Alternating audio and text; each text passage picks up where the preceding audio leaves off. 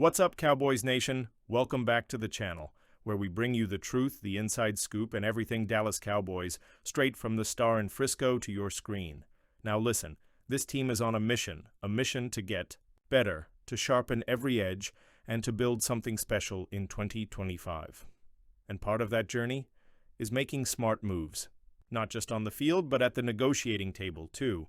So before we dive into what might be one of the strangest contract rumors we've seen all offseason and what's heating up around a potential blockbuster trade for a top-tier receiver, do me a favor and smash that like button right now.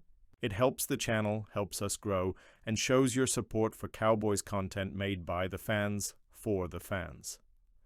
Let's start with the star of the show, Micah Parsons. Cowboys Nation, we know what he means to this franchise. He's the face of the defense, a generational talent, and the kind of player you build around for the next decade. But now, the internet's doing what the internet does, and it's throwing out wild numbers, inaccurate reports, and yes, even misspelling the man's name in the middle of a major story. A national site just claimed that Parsons is set to receive a $161 million contract, eclipsing the deal Myles Garrett signed with Cleveland. Now let's pump the brakes. Here's the problem. That entire report is a mess. Not only does it get the name wrong, calling him Parson, but it also builds an entire article around a number that doesn't actually exist. It literally just tacks on a 1 to Garrett's $160 million deal and calls it a day.no sourcing, no real intel. Just clickbait math. But let me give you the real story, from someone who's actually on the ground at the Star, and not guessing from behind a keyboard.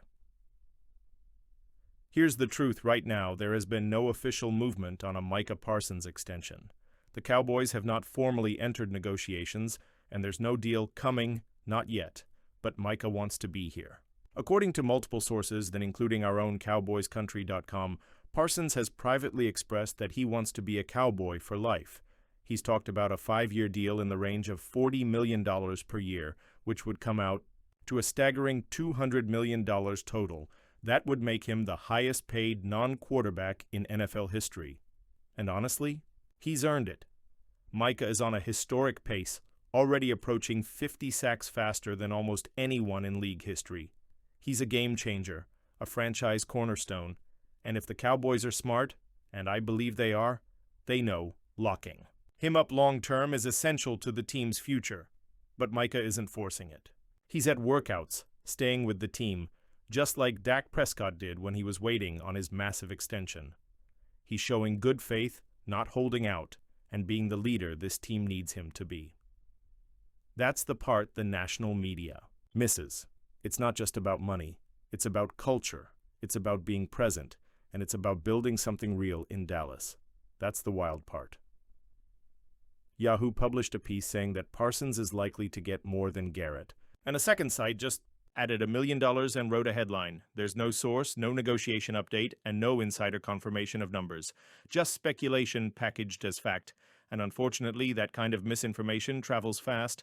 And Cowboys fans, you deserve better. So let me be crystal clear. There is no $161 million deal on the table. What is true, however, is that a monster deal is coming eventually, likely in the $200 million range, and it will be one of the defining moments of this team's offseason. If not this year, then next. All right, let's shift gears to something that's been buzzing lately, DJ Moore. The idea that the Cowboys might make a move to land the explosive Chicago Bears wide receiver, and on paper, it actually makes a lot of sense. Moore is exactly what Dallas claims they're looking for, a true WR2 with WR1 capabilities. He's 28 years old, ultra-productive, physical, versatile, and experienced. Since entering the league in 2018, he's been the 6th most productive receiver overall. That's big. And the Cowboys? They've got $34.5 million in cap space right now. Even after budgeting for the rookie class, they'd still have enough flexibility to work something out. So why not go all in? Because there are 3 big truths that make this scenario a whole lot more complicated than it looks. If DJ Moore is so good, why would Chicago want to dump him? There's speculation about attitude issues. Some say he quit on Caleb Williams and the team last season. But even if that's true, we're talking about the Bears' best weapon, a guy who could make life easier for their rookie QB. They've spent high draft capital on new pass catcher, including Luther Burden, but that's not a reason to get rid of the only proven weapon you have. This is a rookie QB window, and you don't sabotage that by removing stability. If this were about money, the Bears would still be losing. They'd eat $9 million in dead money just to trade DJ Moore. That's a bad business move, especially for a player who's producing at a top 10 level. So if it's not about cap space, and it's not about locker room drama, then what's the real motivation? There probably isn't one. That's what makes this trade unlikely from the Bears' perspective. This is the big one. Moore's cap hits are $24.9 million in 2025 and a whopping $28 million in 2026. That's not chump change. And while Dallas can technically afford it, we all know how this front office operates. They don't like spending big at wide receiver, especially not when they're already preparing to pay CeeDee Lamb, Micah Parsons, and possibly even Dak Prescott again. This would be a huge swing, and while it fits the need, it doesn't fit the pattern of how this team handles money. So, here's the full picture. Micah Parsons is a Cowboy through and through. No, there's no $161 million deal. But yes, he'll likely become the highest paid defender ever, and he's handling it like a true pro in the meantime. DJ Moore? He's a perfect fit on paper, but when you look at the Bears' situation, the cap hits, and the Cowboys' recent spending habits, a trade just doesn't seem realistic right now. That doesn't mean we stop dreaming. That doesn't mean we stop demanding excellence. It means we stay informed. We cut through the noise. And we stay focused on what really matters. Building a roster that can finally make a deep playoff run. For the first time in his 2-decade NFL career, Brian Shottenheimer is stepping into the biggest role of his life. Head coach of the Dallas Cowboys, and while this is uncharted territory and title, make no mistake, Shotty is no rookie. He's coached quarterbacks. He's designed offenses. He's worked under legends. And he's been a key part of the Cowboys staff since 2022, first as an offensive analyst, then as offensive coordinator.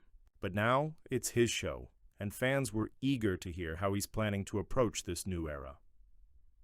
Last week, Shottenheimer held his first solo press conference as head coach, and let's just say, it didn't go the way many expected. Because, instead of talking about changes, reinventions, or grand new visions, he doubled down on staying exactly who he's always been.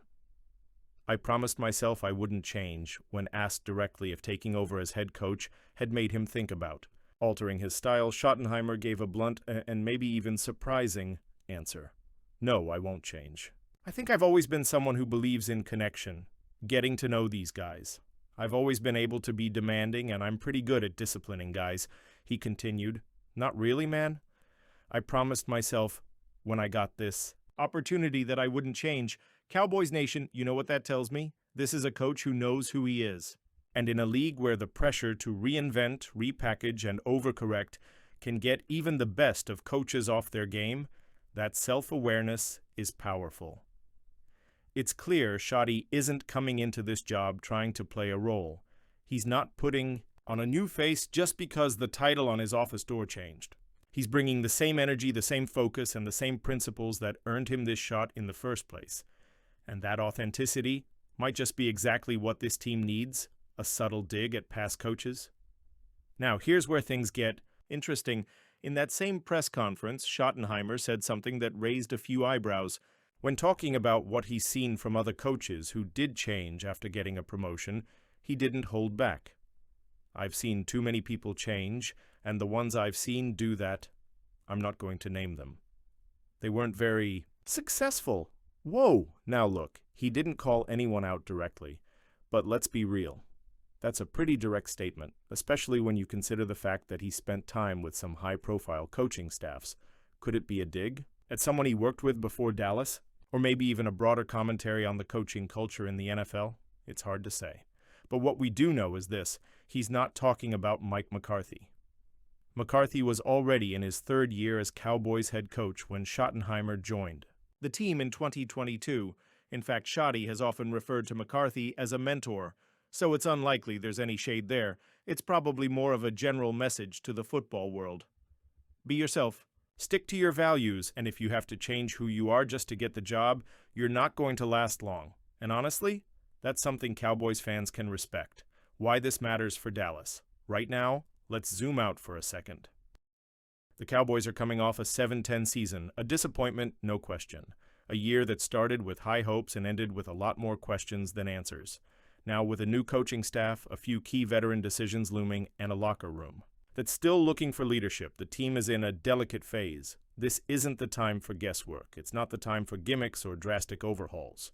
What the Cowboys need now is clarity, consistency, and connection. And Schottenheimer's message that he's going to stay true to himself, that he's going to lead with connection, discipline, and integrity, that message might be the stabilizing force this locker room has been missing. You can tell he's not just saying it for the cameras either. When he said, "I plan on being really successful, and the reason I believe I will be is because of my values, my beliefs, how hard I work, and the fact that I'm going to be me," that wasn't a soundbite. That was a mission statement. A football lifer with a unique perspective. It's also important to remember Schottenheimer's football roots run deep. His father, Marty Shottenheimer, was one of the most respected head coaches of his era. Brian grew up around the game. He's watched generations of coaches rise and fall. He's seen what works and what doesn't. So when he talks about the importance of staying grounded and not changing who you are when the spotlight hits, that's coming from a lifetime of experience. This isn't some trendy New Age coach trying to make a name. This is a football lifer who's ready to lead and who knows exactly what kind of leader he wants to be. What do you think? Should the Cowboys go all in on a Parsons extension right now, even if it's $200 million? Would you trade a high? Pick and take on that massive salary for DJ Moore if it gave Dak another elite weapon? Or is it smarter to stay patient and build through the draft like they've always done? Drop your thoughts in the comments below. I want to hear from every corner of Cowboys Nation. Let's talk contracts, trades, and everything in between. And if you made it this far into the video, you're a real one. Hit that like button, subscribe to the channel, and turn on those post notifications so you never miss an update. We've got more stories coming, more exclusive updates from Frisco, and more Cowboys content than ever. Thanks for riding with us. And as always, go Cowboys!